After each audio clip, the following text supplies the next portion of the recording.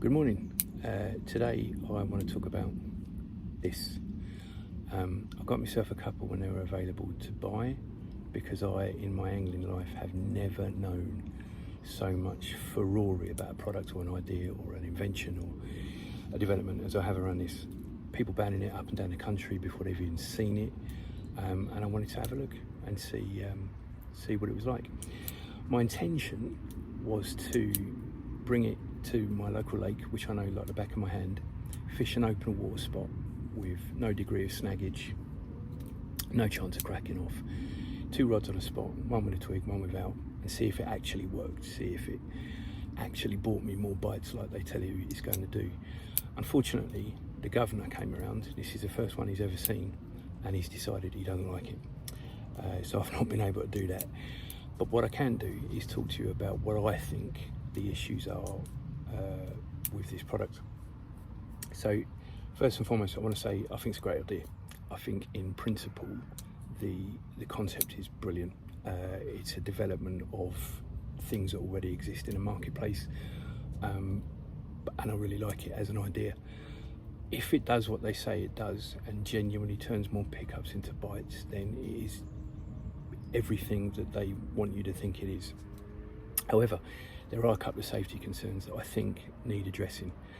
There's probably 3 to my way of thinking. So the first thing is kind of how does it work in a normal fishing situation? What's it like when you're playing a fish? The second is what happens when you get a fish on the net, on the bank, and it's flapping around on the mat. Does this get caught in your net mesh? That was probably my number 1 concern. And the third is what happens when you crack off. So my number 1 concern was probably the getting caught in the net mesh. So to that end, I have attached a 3-ounce lead where you should put your rig, and I've chucked it around in my landing net. I've got 2 landing nets. I've got a Sonic Sports one and a Tracker. Both got similar types of net mesh, and I've tossed it around on the mat. I've dragged it back and forth. I've thrown it up and down, and I've tried my best to get it snagged. It does get caught in the net mesh. These arms do get caught in the net mesh. However, what I would say is it bounces free as easily as it goes in. So I've got to tell you, my number 1 safety concern was this getting snagged, sticking out while the fish is flapping around, getting behind the gill plate in the eyes, blah, blah, blah. I'm not convinced it's as bad as I originally thought, because it does slip out as easily as it slips in. That's what she said. So I'm going to relegate that, what was my number 1 safety concern, down to like not my number 1. In terms of playing a fish, what is this like in a real fishing situation? Well, the arms open away from the angler and towards the fish. So as you're playing a fish in, you're encountering any snags. You're going along the way that the arms open. I really can't see this being too much of an issue in a regular fishing situation. The only way this is going to get snagged is if the fish is taking line on its initial surge, or it's kiting into a weed bed during the fight. And if anything, if we think this is a danger for getting snagged, what that means is if a fish is going into a weed bed or a reed bed, that's probably going to impinge its ability to bury very deeply. It's certainly not going to impinge your ability to extract it from that weed bed, because you're going to be pulling against the arms, or with the arms rather than against. So in a regular routine fishing situation, I'm convinced that what you see on the OMC videos is about right. Which brings us to sunny point number 3. What happens when you crack off? These arms, let's have this right. Let's get this right from square one. These arms do not snap off. No chance.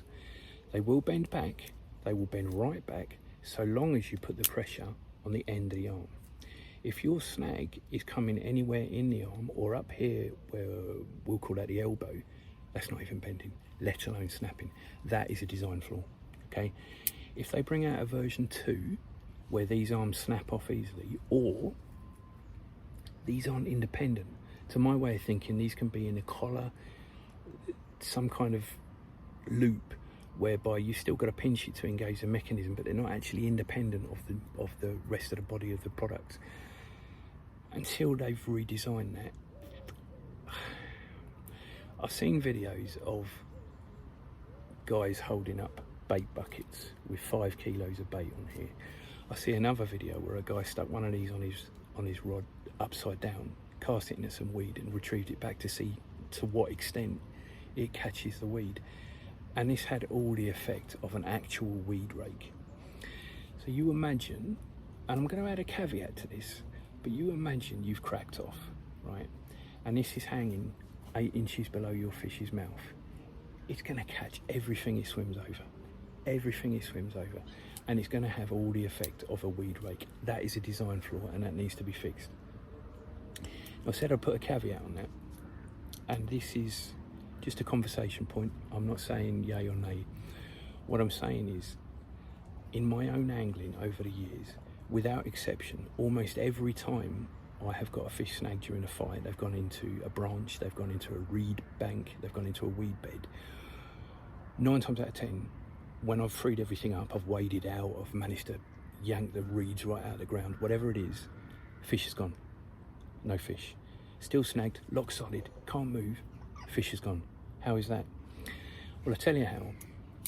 It's because once you are locked up, once you have got your rig caught, it becomes an anchor point. Your actual rig is now flopping in the freedom of not having any angler's tension on it, so the fish can shake his head and lose the rig. That's how come, almost invariably, whenever you get snagged around a branch, whatever, you're lock solid, you can't do anything. By the time you get out there, the fish is gone. With that in mind, if a fish is trailing this around, it's probably worth a conversation about whether or not that actually is a death sentence.